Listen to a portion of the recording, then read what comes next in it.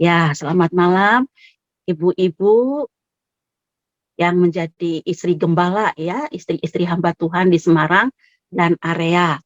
Ya, bersyukur kalau saya boleh diminta menyampaikan firman Tuhan.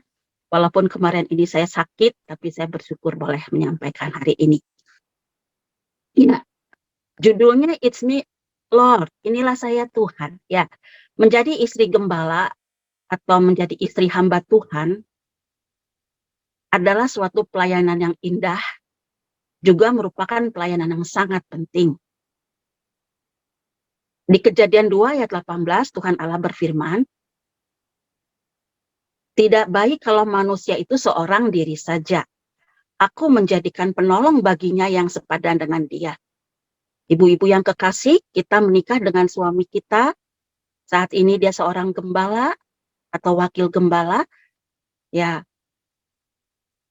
Tuhan menetapkan kita menjadi penolong yang sepadan. Ya, penolong yang sepadan. Jadi kalau dia gembala, kita istrinya. Ya, jadi istri gembala. Ya, Tuhan menetapkan kita menjadi penolong yang sepadan terhadap suami kita masing-masing. Setiap istri wajib menjadi penolong yang sepadan dengan suaminya. Tetapi istri hamba Tuhan mempunyai keistimewaan karena ia berkesempatan menjadi penolong bagi suaminya dalam melayani Tuhan. Ya, ini kelebihannya ibu-ibu. Kalau istri bukan istri hamba Tuhan, mungkin dia hanya menolong saja. Tapi kalau kita penolong dalam melayani Tuhan, ya, ia menolong suaminya sebagai istri, ibu dari anak-anak dan ibu rumah tangga mereka. Ya, jadi sebagai istri, ibu dari anak dan ibu rumah tangga. Di dalam Titus 2 ayat 7a, firman Tuhan katakan, dan jadikanlah dirimu sendiri teladan dalam berbuat baik. Ibu-ibu sebagai istri gembala, kita meninggal COVID istimewa.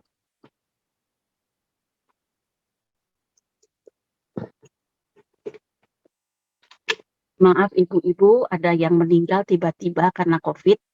Jadi ini kamarnya Bang Sahala, kamar belajarnya, jadi saya ambilin dulu. Nah, dikatakan di sini, jadikanlah dirimu sendiri teladan dalam berbuat baik.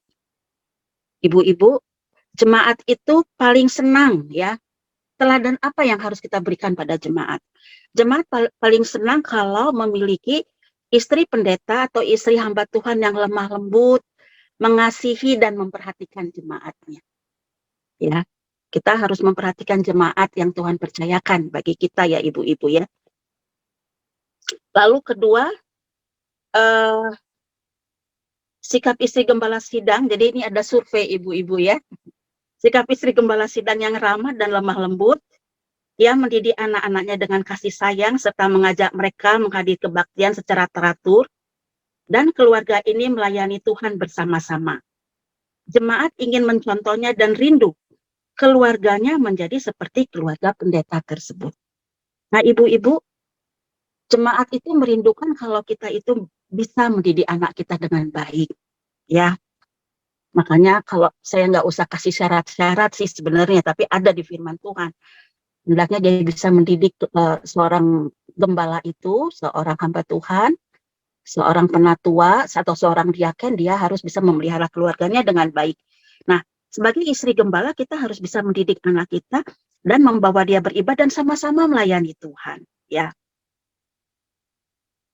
ya saya sangat senang sekali ya lihat anaknya Ibu Sinta ya dengan Pak Oscar Michael ya, dia sudah menjadi pembicara ya. Berarti di sini ya sudah menjadi suatu teladan yang baik ya dalam Ibu Sinta dan Pak Oscar mendidik anak. Bisa membawa anak akhirnya melayani Tuhan. Saya mau share juga. Saya dengan suami bergumul ya untuk anak kami supaya dia bisa melayani. Puji Tuhan, dari SMA dia sudah menjadi singer ya. Lalu juga dia memuridkan, kemudian dia memuridkan, lalu juga bersyukur kemarin ini dia menambah muridnya 5 orang ya. Jadi dia melayani anak-anak Papua. Tuhan kasih hati kepada dia untuk melayani anak-anak Papua.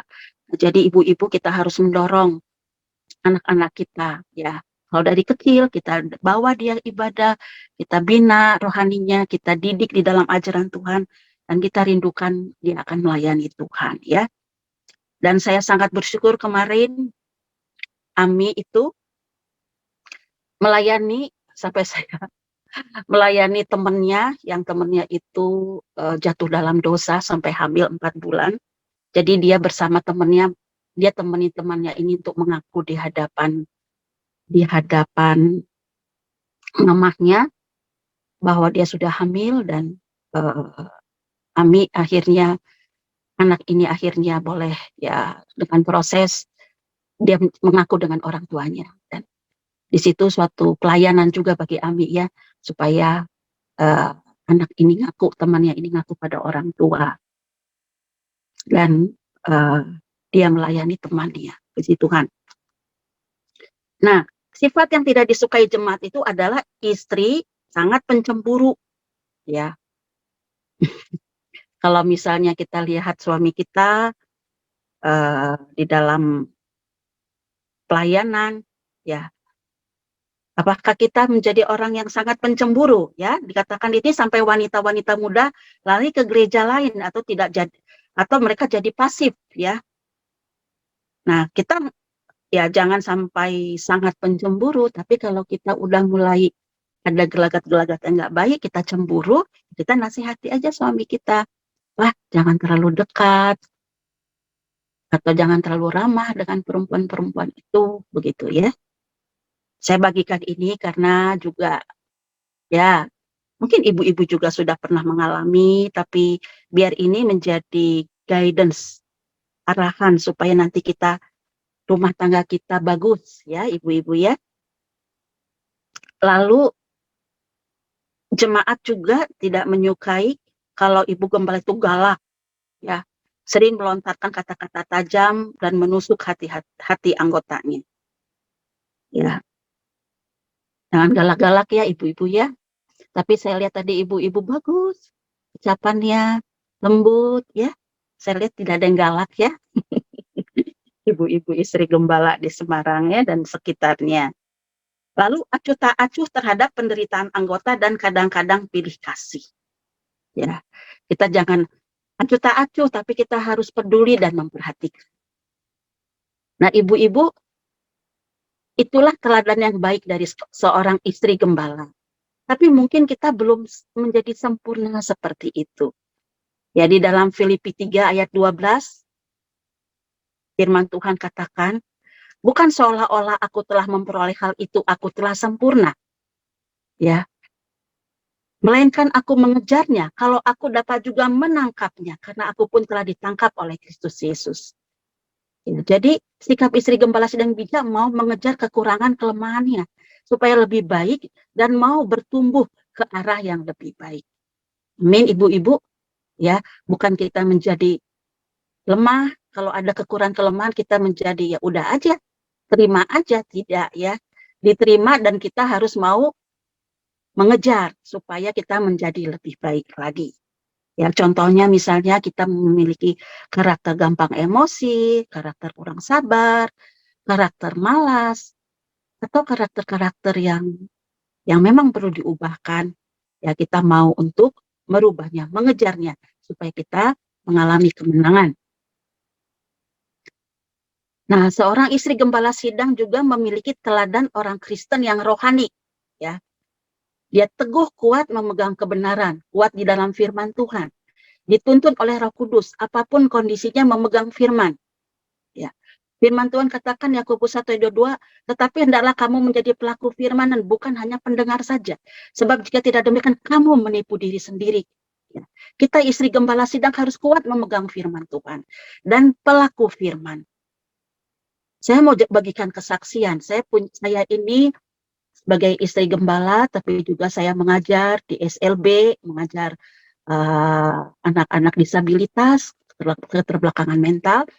Lalu juga saya bisnis, ibu-ibu, ya, bisnis di satu barang plastik.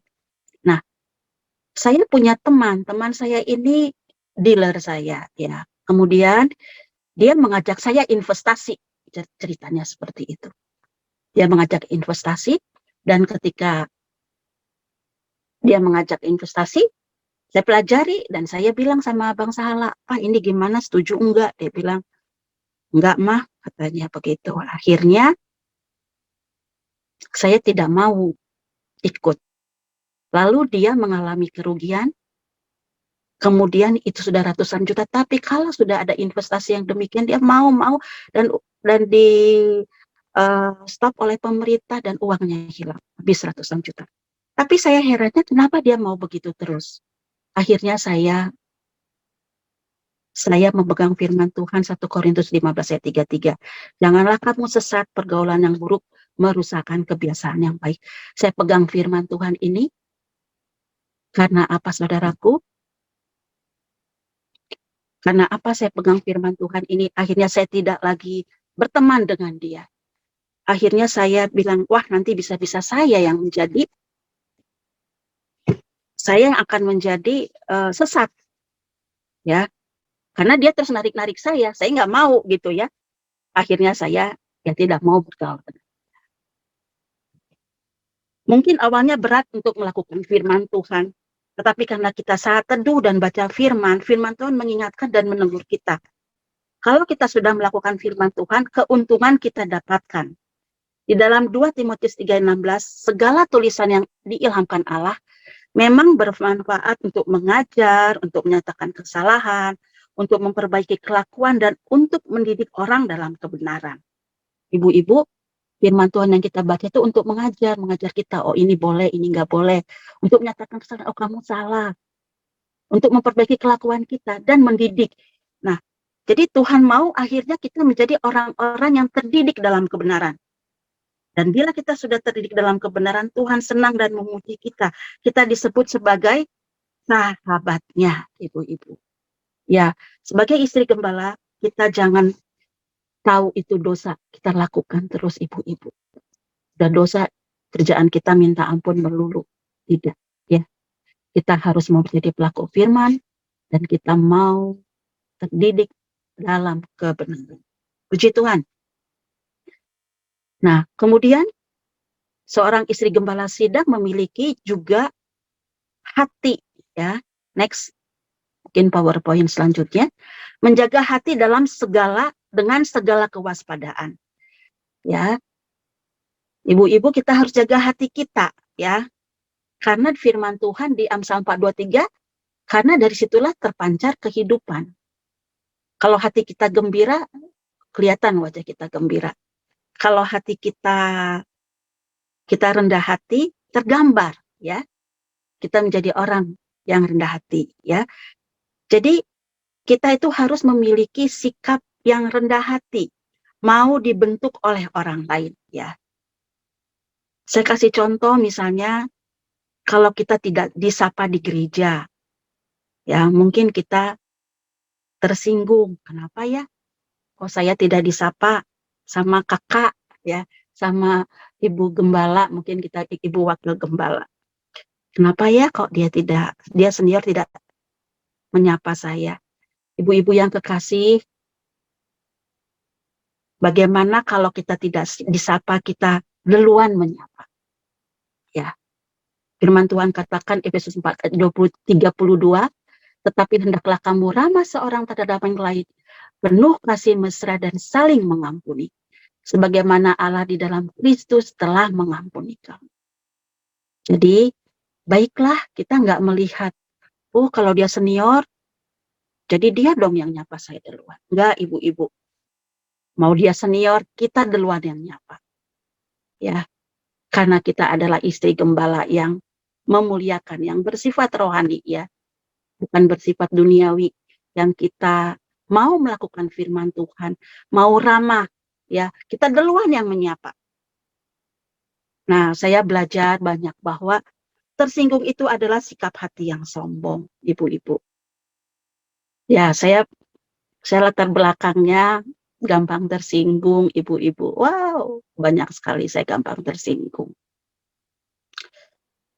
Dulu saya ingat pertama kali waktu saya baru menjadi istri penatua, ya, ibu gembala yang satu bilang, "An, sahala bla bla bla bla, kekurangannya dikasih tahu ke saya."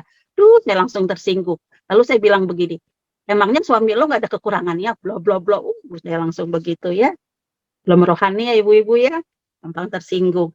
Tapi puji Tuhan, di Wanita Bijak, di Virtuous Woman, saya dihancurin Tuhan menjadi orang yang tidak sombong, tidak gampang tersinggung, yang mau, "It's me, oh Lord, inilah aku Tuhan.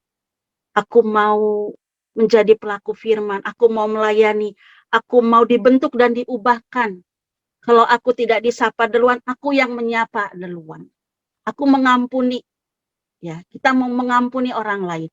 Tidak ada sekat-sekat dalam hati kita sehingga harus lo yang nyapa gua duluan. Bukan, ibu-ibu. Kita tidak ada sekat, tidak ada kesel, tidak ada marah kepada ibu-ibu lain atau kepada suami-suaminya. Ya, kita mengampuni, mengasihi, dan kita, halo, apa kabar? Kita menyapa duluan. Amin, ibu-ibu. Mungkin kalau ada yang mau kasih imut, ya gitu, keren gitu ya. Kasih tanda jempolnya. Amin. Amin ya, kita mau menyapa terlebih dahulu ya.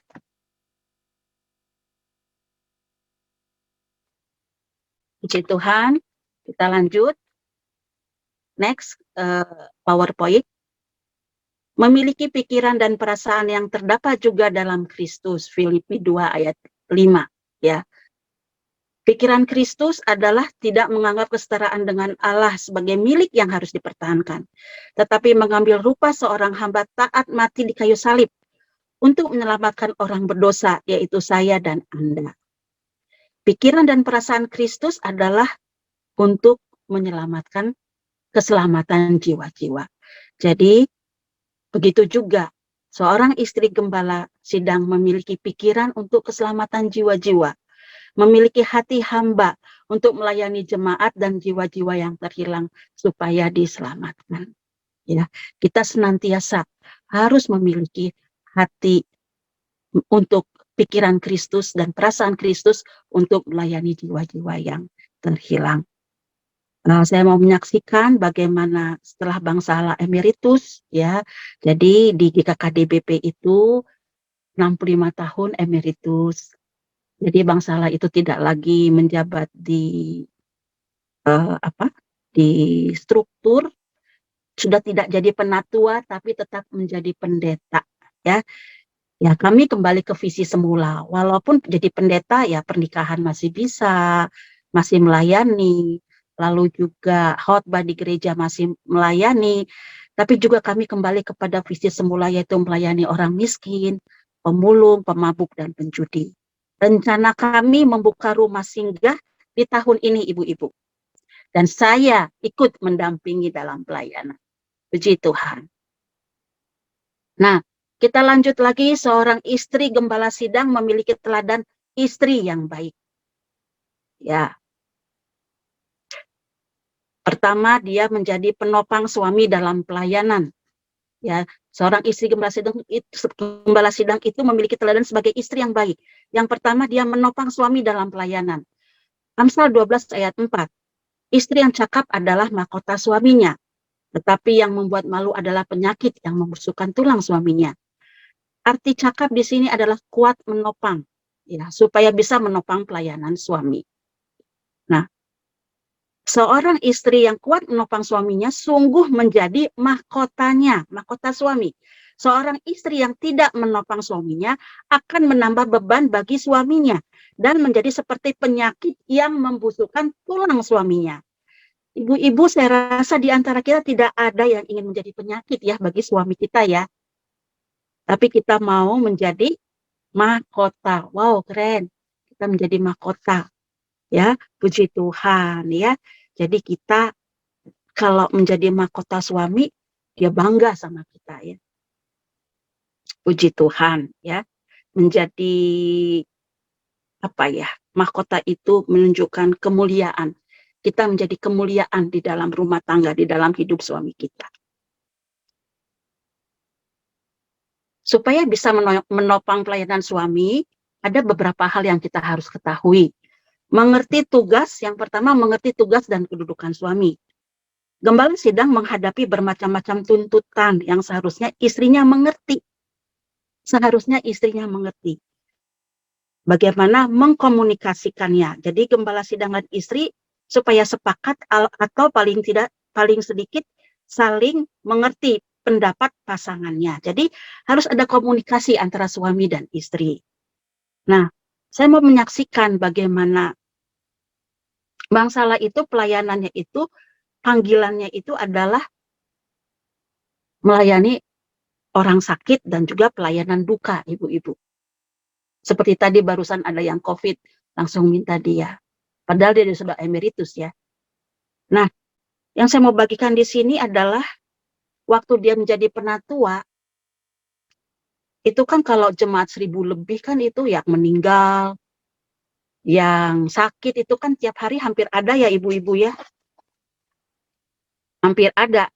Nah, tapi bagaimana ketika saya bilang, Pak kok pelayanan terus, dia bilang, maaf, pendeta ini tidak mau, pendeta ini berhalangan, bla bla bla bla. Jadi akhirnya saya bilang, oke, karena ada komunikasi, jadi saya rela hati kalau dia itu banyak pelayanan demikian. Lalu saya juga ketibaan, haleluya, puji Tuhan. Jadi kalau ada orang sakit, biar saya udah pulang kerja, ayo mah kita kunjungan, ayo. Langsung saya, walaupun saya capek kadang, ya ayo Pak, kita kunjungan. Nah ibu-ibu, harus ada komunikasi dan kita mengerti tugas dan kedudukan suami kita masing-masing. Lalu yang kedua, ikut serta dalam panggilan melayani Tuhan. Yang kedua, ikut serta dalam panggilan melayani Tuhan. Ya, kita ikut serta melayani, ya tadi seperti saya sampaikan, kita menjadi teman sekerja yang dewasa, menjadi aktif dalam kegiatan gereja, memperhatikan anggota dan keadaan gereja, rela membahas keadaan gereja dengan suami, mendoakan suami dan gereja, melayani di gereja sesuai dengan karunia roh yang Tuhan berikan kepadanya, membantu menyiapkan segala sesuatu yang diperlukan suami dalam pelayanannya. Ya, ternyata ikut serta dalam panggilan melayani Tuhan bersama suami mengandung arti menopang pelayanan suami dan melayani Tuhan secara pribadi. Ya, jadi waktu kita sama-sama melayani, kita menopang pelayanan suami dan kita juga bersama-sama secara pribadi lagi melayani Tuhan. Berbahagialah gembala sidang dan istrinya yang senang bekerja sama. Ya, jadi kita menopang suami dalam pelayanan, ikut serta dalam panggilan melayani Tuhan. Jangan suaminya terus yang pergi, istrinya di rumah. Ya, tapi ada masa-masa memang ketika anak masih kecil. Tapi kalau sudah agak besar bisa dibawa, biarlah bersama-sama melayani Tuhan. Ya, yang saya mau bagikan di sini dalam konseling pernikahan, ya, seorang istri gembala. Kalau suaminya aja yang konseling, bagaimana? Istrinya siapa yang mengkonseling? Berarti ibu istri gembala, ya. Itu yang kami alami dalam konseling pernikahan, dalam pemuridan keluarga. Kalau istrinya nggak ikut, siapa yang melayani istri-istri? Ya. Atau juga di dalam pelayanan orang jalanan yang memiliki istri, ya istrinya bagian saya yang melayani. Puji Tuhan. Yang ketiga, menghibur suami bila ia sedih atau putus asa dalam tugasnya melayani Tuhan. Ada bermacam-macam situasi yang menyebabkan gembala sidang dan kadang-kadang sedih atau putus asa. Misalnya gereja tidak maju seperti yang diharapkannya. Anggota gereja yang dulu setia sekarang undur atau jatuh dalam dosa. Ada perselisihan dalam gereja. Ada kritikan terhadap gembala sidang, keluarga gembala sidang. Gembala merasa kurang mampu dalam tugas tertentu. Tubuhnya capai oleh karena terlalu banyak tugas pelayanan. Yang ibu-ibu, bagaimana kita menghibur, ya, menghibur dengan menanyakan soal-soal yang dihadapinya dan mendengar jawabannya dengan penuh perhatian. Ada yang terhibur bila istri diam saja sampai ia ingin bicara, kemudian mendengarkannya baik-baik. Jadi kita menjadi pendengar terhadap dia. Kita biarkan dia sampai berbicara. Meyakinkan gembala sidang bahwa pelayanannya tidak sia-sia. Menyediakan makanan yang sangat ia sukai, menarik ia bermesra-mesraan dan tamasya dengan keluarga.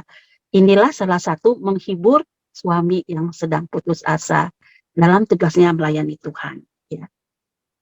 Jadi kita bukan malah menghancurkan atau malah menyalahkan atau malah membuat suasana tidak menjadi lebih sedih suami kita, tapi kita menghibur dan menguatkan dia. Yang keempat, ya, memberi semangat pada suami. Ya, kita memberi semangat pada suami ya ibu-ibu ya dalam kita menopang pelayanannya. Ada beberapa hal yang tidak memberi semangat kepada suami. Mengkritik suami, menekankan kesalahan dan kelemahannya, mengomel, mengeluh, menangis. Ibu-ibu, saya ini perlu bertobat nih. Mengkritik suami, ya saya belajar di sini. Awal-awal, kalau misalnya Bang salah khotbah, kalau ada yang nggak tepat, saya bisa di mobil langsung mengkritik. Ya, tapi akhirnya saya berubah. Akhirnya kalau dikritik dia diem, bisa juga nanti lama. Nah, satu waktu dia bilang, "Ma, jangan langsung kritik." Jadi, karena itu juga demi kebaikan jemaat ya. Jadi saya lihat beberapa hari setelah itu baru dalam waktu yang enak, suasana yang baik, baru saya bilang, "Pak, sebaiknya Papa kalau ngomong tuh bagusnya begini. Ada yang salah, bla bla bla bla." Nah, jadi jangan langsung dikritik ya, suami itu tidak suka dikritik ya. Tapi kita mau memberi semangat dengan memberi nasihat dan mendorong. Yang lebih bagus itu begini, Pak, seperti itu. Dengan lihat situasi kondisi yang baik seperti itu ya, ibu-ibu ya. Ya, next kita lanjut. Memenuhi, nah bagaimana kita menjadi penopang suami, bagaimana seorang istri gembala sidang memiliki teladan sebagai istri yang baik. Nah ini memenuhi kebutuhan suami adalah senantiasa melayani suami dalam hal. Nah ini untuk pribadi suami, tadi di dalam pelayanan. Untuk pribadi suami adalah mengasihi tanpa syarat. Ibu-ibu, suami kita ini ada kelemahan dan kekurangannya. Kita harus mau terima, ya. Mungkin dia dilemah di dalam sesuatu, ya. Kita harus mau terima. Saya mungkin, ya, mungkin dia kelemahannya dia mungkin pemarah, mungkin kelemahannya dia kurang bisa menganalisa, jadi tidak menyelesaikan studinya. Mungkin banyak kelemahan-kelemahan suami kita. Tapi firman Tuhan katakan kita harus mengasihi tanpa syarat. Ya. Jangan kita menuntut, kamu harus begini, kamu harus begini. Ya. Tapi kita boleh mengasihi tanpa syarat kepada suami kita masing-masing. Lalu melayani kebutuhan seks. Lalu menjadi pendengar yang baik. Memberi dorongan dan semangat, mendukung suami dalam masa sulit. Menyiapkan situasi rumah yang nyaman dan aman. Kita sebagai istri menjadi ibu rumah tangga yang baik, membereskan rumah, menyiapkan situasi rumah yang nyaman dan aman. Dari tetek bengek, dari bangun pagi sampai matahari, sampai malam ya ibu-ibu ya, sampai larut, itu rumah harus kita bereskan ya ibu-ibu ya. Bagaimana kita mencuci, menyetrika, dan lain sebagainya. Bersyukur kalau kita punya yang membantu di rumah, asisten rumah tangga. Tapi kalau tidak, ini bagian kita. Kalau suami mau membantu, mau mengasihi kita, mau ikut bekerja sama, puji Tuhan ya. Jadi, tapi ini kerinduan suami untuk kita boleh menyiapkan situasi rumah yang nyaman dan aman. Menyiapkan makanan, itu nomor satu ya ibu-ibu ya, untuk keluarga. Lalu mendoakan suami ya. Mendoakan suami. Bagaimana saya mau bagikan 2 tahun ini, Maret 2019 Bang Salah kena COVID, itu kalau diisi perutnya dia nyeri, ibu-ibu, nyeri perutnya. Tapi puji Tuhan kemarin kolonoskopi, endoskopi, dan akhirnya dia ada kutil lah seperti itu ya, polip dan sudah diambil dan dia sekarang sudah sehat. Nah itu kita perlu mendoakan suami selama 2 tahun, itu yang saya doakan pasca COVID dan akhirnya Tuhan sembuhkan. Ibu-ibu, mari kita mendoakan suami kita apa yang menjadi kebutuhannya ya. Puji Tuhan. Lalu lanjut ketiga, menghormati suami. Ya. Menghormati suami dengan perkataan lemah lembut, bukan kemarahan, sikap yang berterima kasih. Kalau suami kalau dia bekerja, dia memberi gajinya, memberi gaji bulanannya, kita ucapkan terima kasih Pak. Kalau dia selesai berkhotbah, dia memberikan persembahannya kepada kita, terima kasih Pak. Kita ucapkan terima kasih, jangan kita bilang, kayaknya ini mah gak cukup Pak. Jangan begitu ya ibu-ibu ya. Kita ucapkan terima kasih. Lalu mengagumi suami, tidak menggurui suami, tidak merendahkan suami, mengajarkan pada anak untuk menghormati sang ayah. Ya. Walaupun ini mengajarkan pada anak-anak untuk menghormati sang ayah, kalau masih mengasihi dengan syarat, sulit ibu-ibu. Nanti kalau anaknya ngomong berkata-kata yang agak negatif ke ayahnya, oh ya si papa ya, ibu-ibu suka begitu. Tapi kalau kita mengasihi tanpa syarat, ketika anaknya ngomong yang tidak baik pada ayah, kita akan katakan, nak jangan demikian omongan. Kita bisa nasihati anak kita. Lanjut keempat, agar suami tidak merasa direndahkan adalah dengan cara tunduk pada suami. Mendukung keputusan suami, sepakat dan seia sekata, tidak memberontak dan tidak menyalahkan suami. Ya, jadi itu yang kalau kita tunduk agar suami tidak merasa direndahkan. Kesimpulannya ibu-ibu, menjadi istri gembala sidang mempunyai keistimewaan karena kita berkesempatan menjadi penolong bagi suami dalam melayani Tuhan. Puji Tuhan, marilah kita menjadi istri gembala sidang yang lebih baik lagi, menjadi teladan dalam berbuat baik, memiliki teladan sebagai orang Kristen yang rohani, memiliki teladan sebagai istri yang baik, dan kita menjadi lebih luar biasa lagi. Puji Tuhan, haleluya. Silakan, firman Tuhan sudah selesai. Silakan kalau ada mau pertanyaan.